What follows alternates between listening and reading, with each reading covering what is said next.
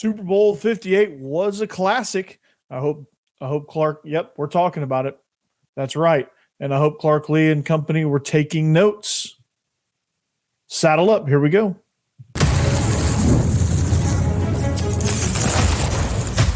You are Locked On Vandy, your daily podcast on the Vanderbilt Commodores, part of the Locked On Podcast Network, your team every day.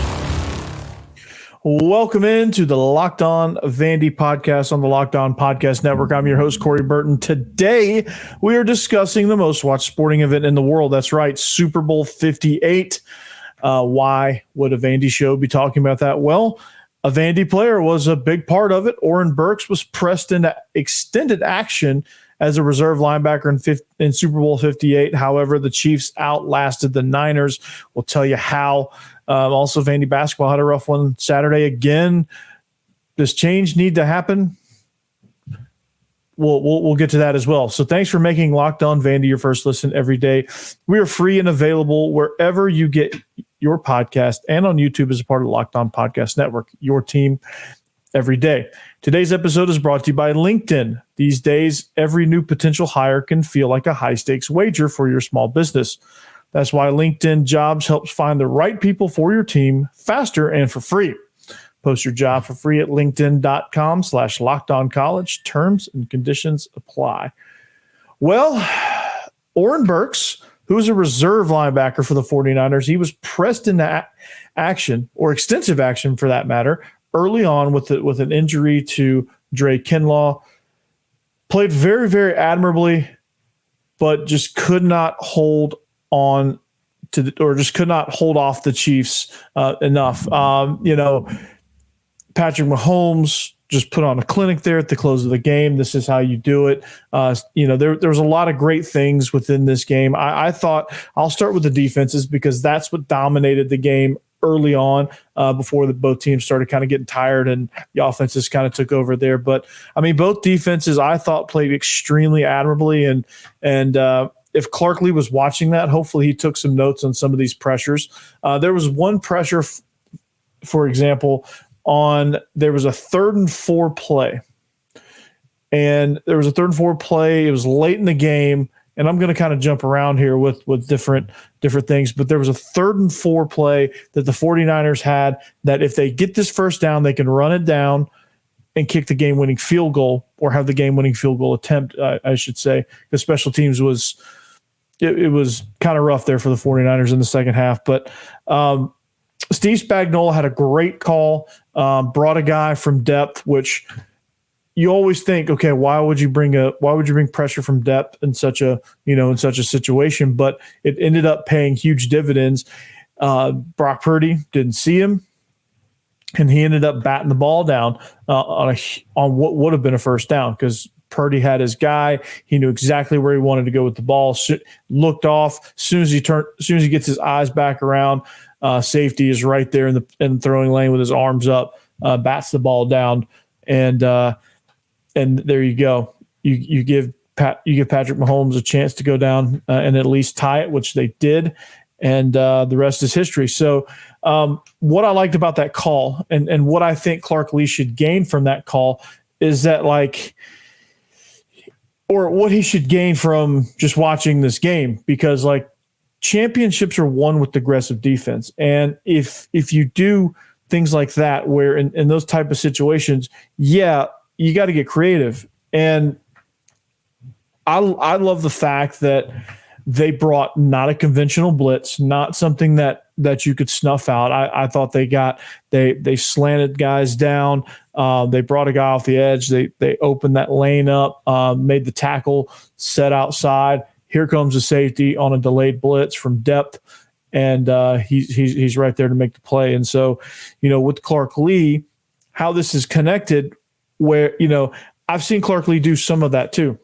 Clark Lee is he was an aggressive play caller at Notre Dame. Sometimes it burned him, sometimes it didn't. But I think you have to, if you're going to do that, if you're going to be that kind of aggressive team, you kind of have to take what's what's going to be given to you. Okay. So I really, really, really like that play call from Steve Spagnuolo. I thought the way Steve Wilks had his guys rushing, I think they got a little tired at the end, and Mahomes just kind of diced them up. But, I thought the game plan, the defensive game plan on both sides was tremendous. And, Steve Wilks got dealt a really bad hand early on with Dre Kinlaw going out. Oren Burks steps in, a reserve linebacker that hasn't played a ton, and especially a ton in that situation against such a talented team.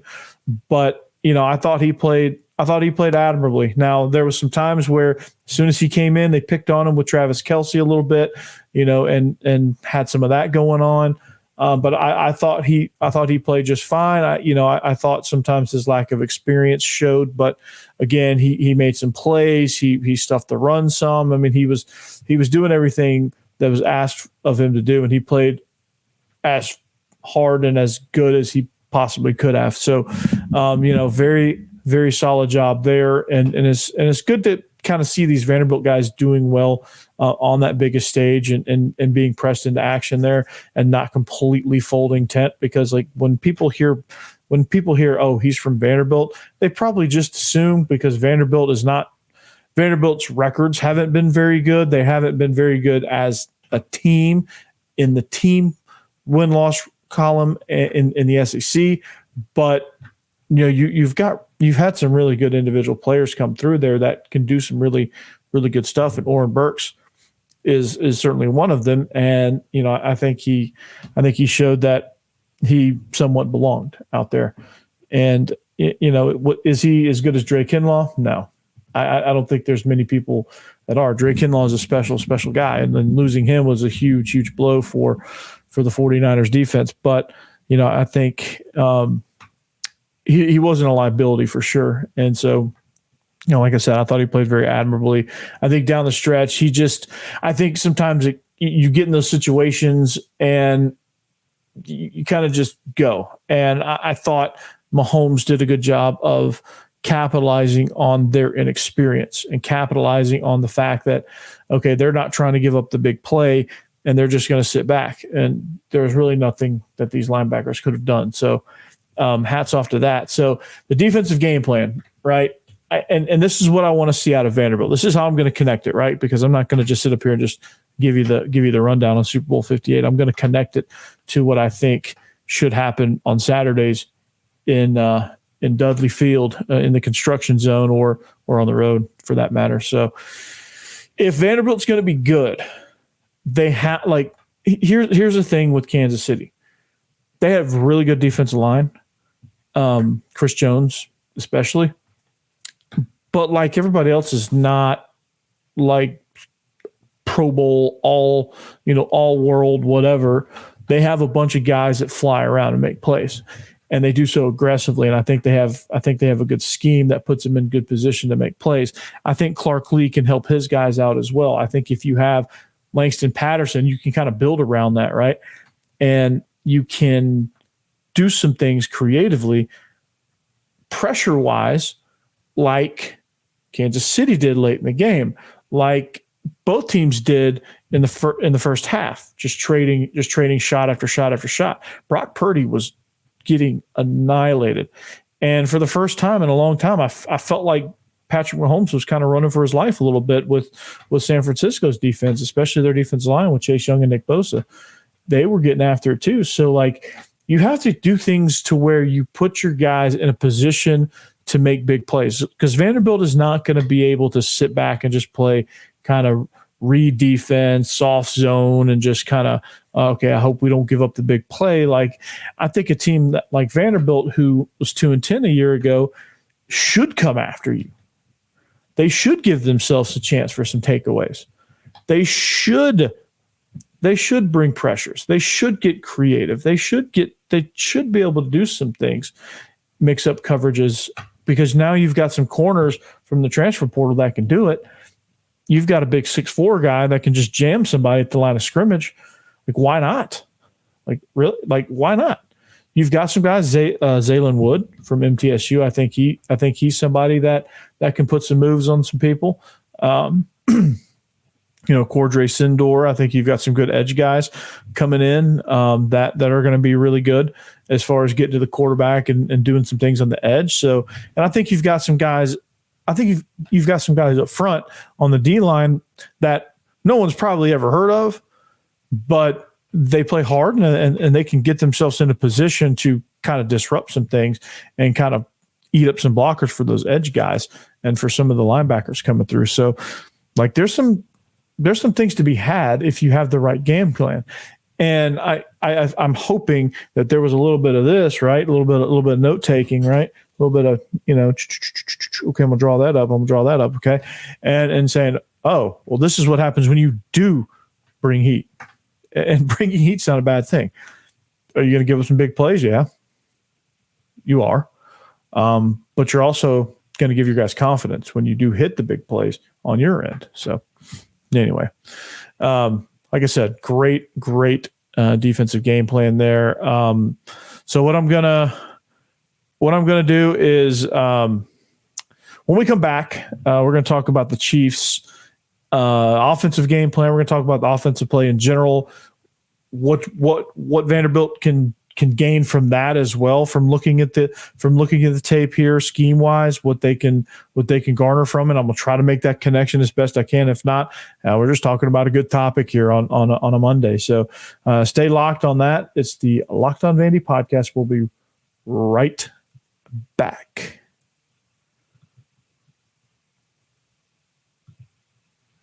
All right.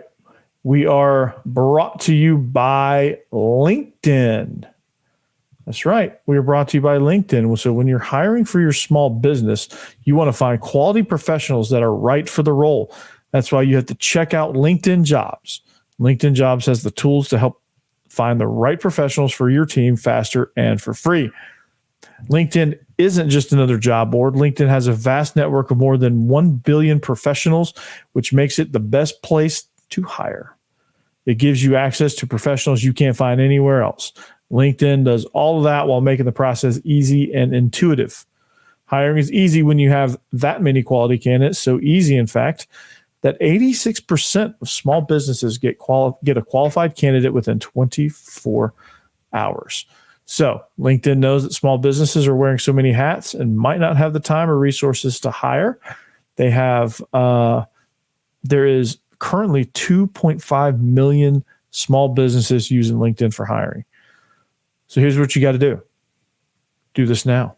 Pause. Go do this. Post your job for free at linkedin.com/lockedoncollege. That's linkedin.com/lockedoncollege to post your job for free. Terms and conditions apply.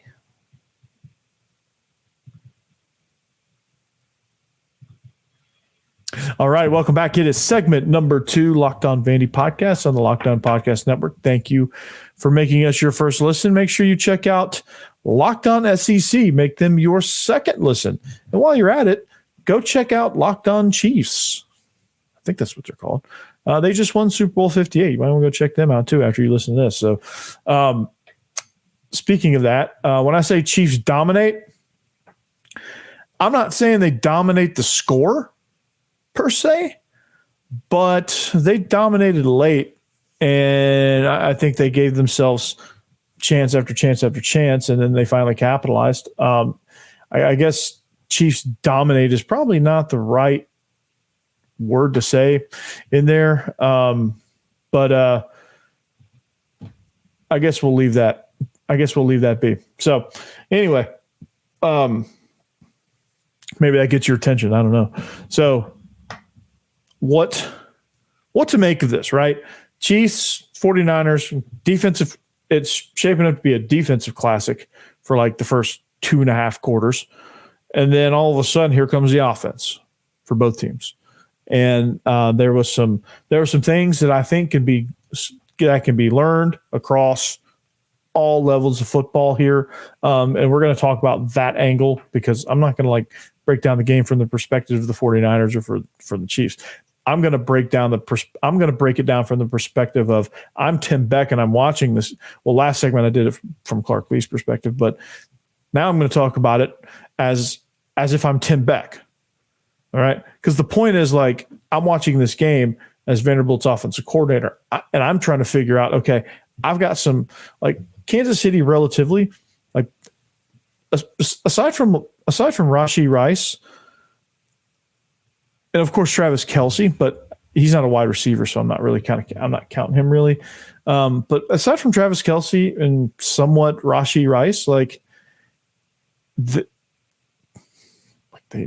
don't really have anybody. Like, Mecole Hardman, who caught the game winner, was traded to them. Actually, no, picked up. He was cut by the Jets. And Marquez Valdez-Scantling is just a dude. Like, he's not anything special. I mean, he's a good player. Obviously, he's getting significant time for the Chiefs, but, like, I wouldn't call him a superstar, right? Let's see who else. Like, you can't really. I mean, Rice, but, like, he didn't really play a huge factor in this game. Kelce didn't play a huge factor early. Kind of did down the stretch, but, like, the weapons they really have are pale in comparison to, like I would say that the 49ers had a heavy offensive weaponry advantage over Kansas City, except for the quarterback spot. Tight end is kind of a wash. I think Kittle's a younger version of Kelce. So that one's kind of a wash. The receivers, heavy favorite to the 49ers. Deebo Samuel, Brandon Ayuk, Jawan Jennings, all really, really good receivers. Chris Conley, who had played admirably as a fourth guy. Christian McCaffrey, probably the best player in the league, and would have been Super Bowl MVP had they won, and they almost did. Brock Purdy, obviously the quarterback position is heavy in Kansas City's favor. So if you're Kansas City and offensive firepower, you don't have a superstar. Your superstar is a 33-year-old tight end.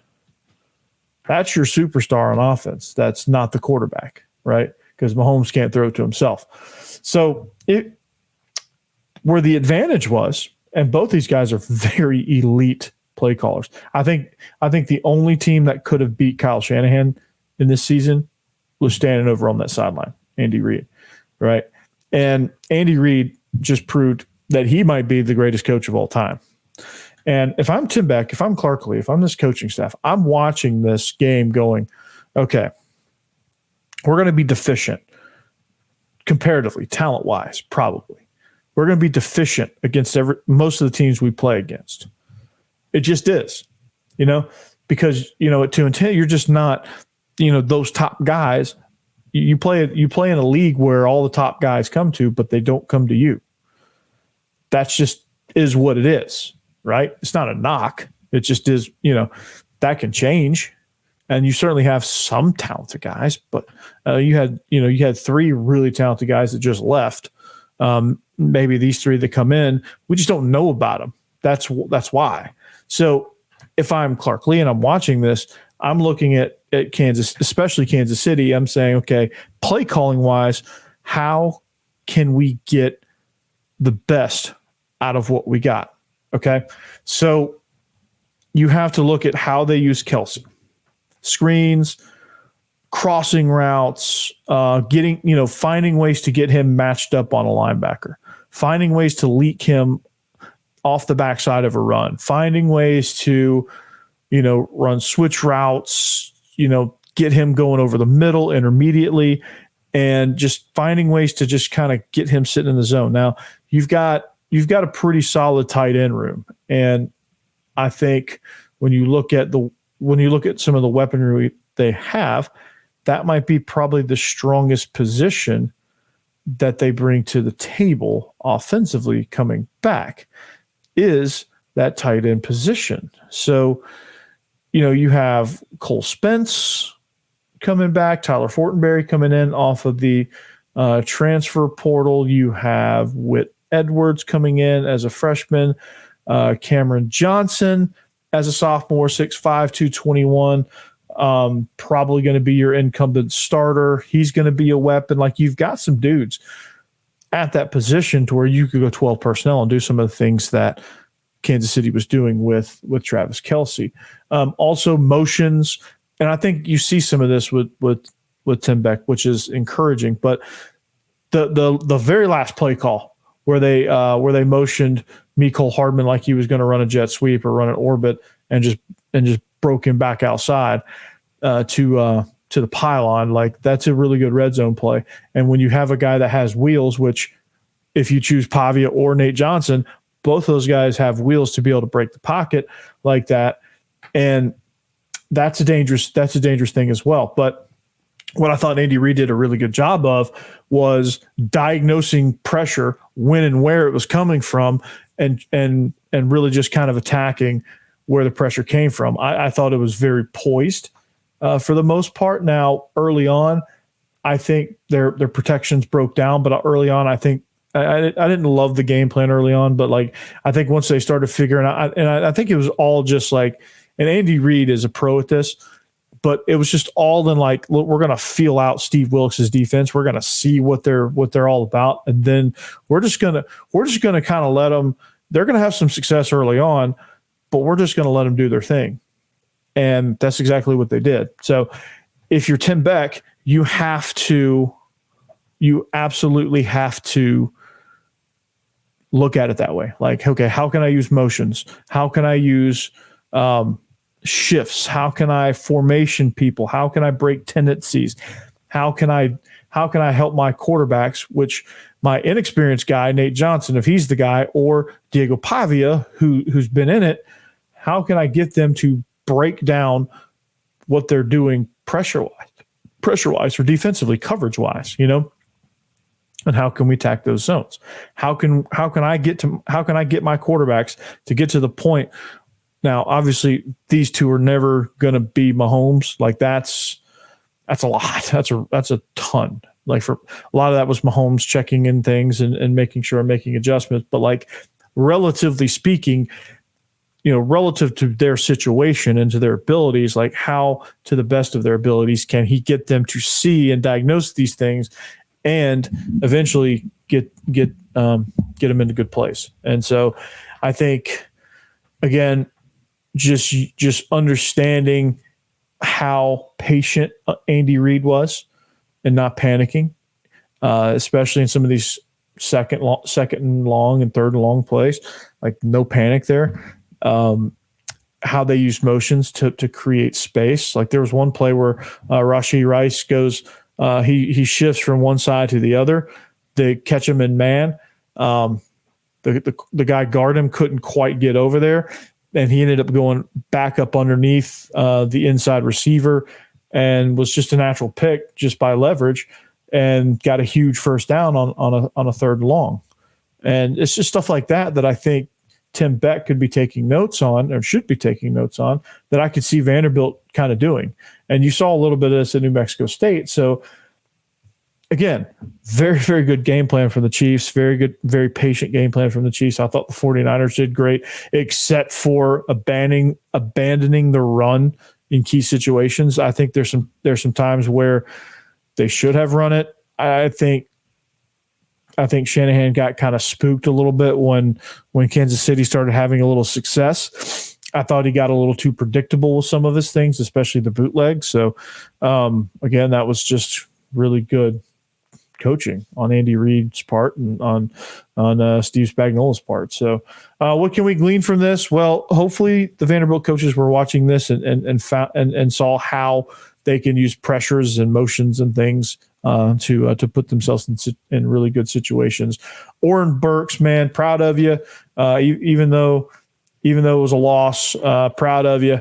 You played about as good as you could. There's just that team is just good, man. That's just all there is to it. That team's good. So we're gonna take a quick break. We're gonna wrap up the show talking a little bit of basketball, and we'll catch you back with that. So hang on.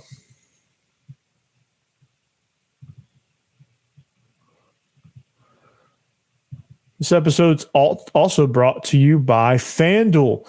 Get buckets with your first bet on FanDuel, America's #1 sports book. Because right now, new customers get $150 in bonus bets. That's right, $150 in bonus bets with any winning $5 bet. That's right, and it's right here below. So that's $150 if your bet wins. What can you do with $150 if your bet wins? Incredible. So bet on all your favorite NBA players and teams with quick bets, live same-game parlays, exclusive props, and more. So just visit FanDuel.com/lockedon and shoot your shot. FanDuel is the official sportsbook partner of the NBA.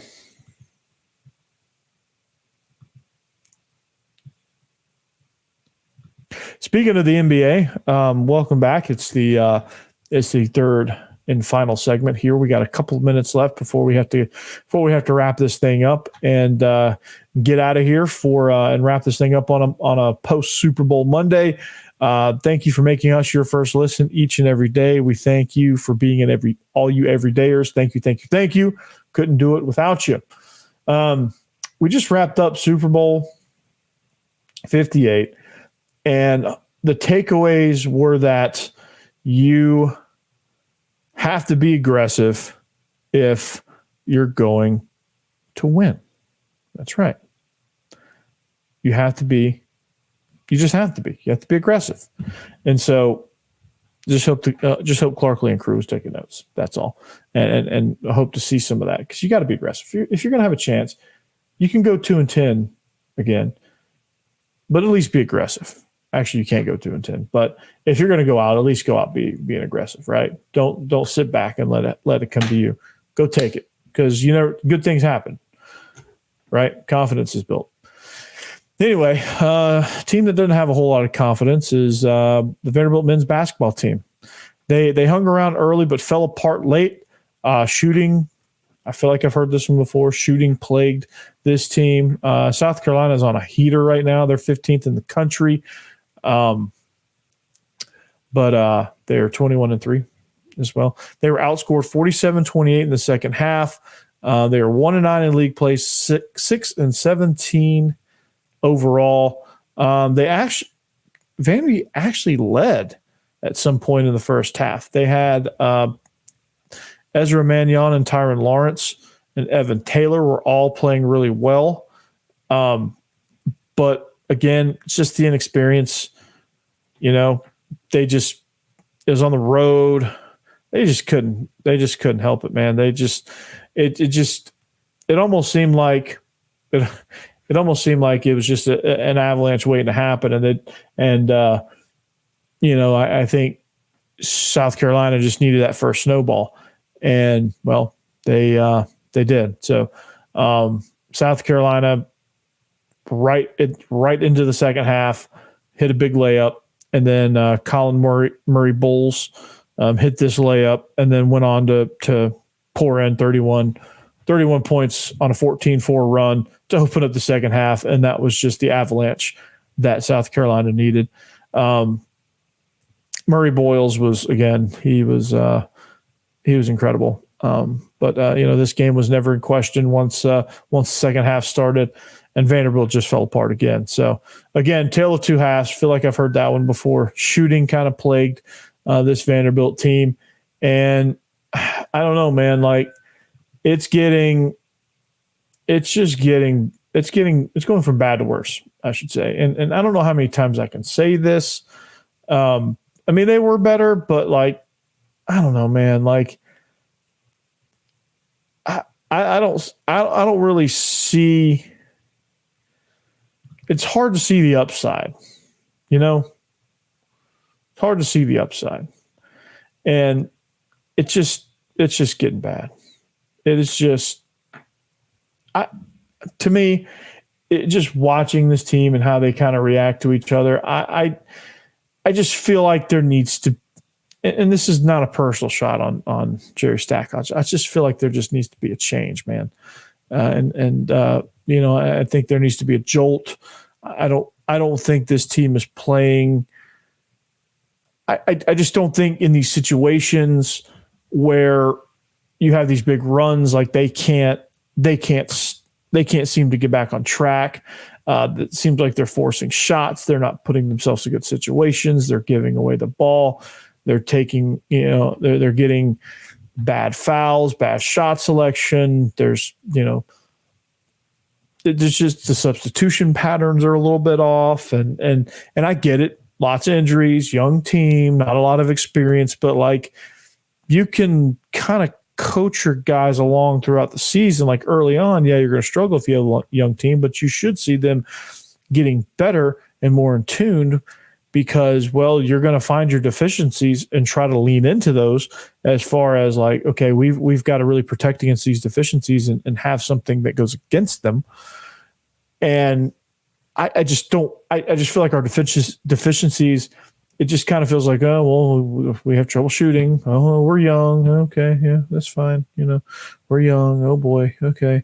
All right. Well, we're just going to struggle through the season and we're just going to be young and we're just going to learn. And, no, man, like you got to figure out what you're good at and just try to go after it. Like if you're not a good shooting team, run, play defense. Try to take the ball away. Be aggressive. If you're going to go 1-9, just like football, if you're going to go 1-9 or 2-10 or whatever the record may be, go aggressively. Try to run. Try to figure out how to get the ball in transition. You're pretty good in transition. I think sometimes when Vanderbilt goes on their runs, it's because there's a takeaway and they get in transition and they've got two guards that play really well running down the court. And they play the full court game pretty good. It's just when they slow it down to the half court game, I think sometimes they get impatient and force shots and get some of these other guys forcing shots. And you don't have big guys in the interior to make up for that. And so you kind of get yourself into trouble a little bit. I don't think they figured that out. Doesn't seem like it, at least. So I don't know. Maybe there's a lot of buzz about that, but guess what? Vandy baseball starting real soon. So we'll get into that more probably as we go, but just be ready for that. I think having a successful team coming out of the gates here in a few days is going to be a breath of fresh air for Vandy. Vandy fans are going to have something in baseball to look forward to. So we're going to look forward to that as well. So anyway, but that's going to do it for us. Thank you for listening. This one was a little bit Super Bowl oriented. Hope you saw the connection, but that's going to do it. We are the Locked On Vandy podcast on the Locked On Podcast Network. Thank you for listening. We'll see you back here next time. Until then, anchor down.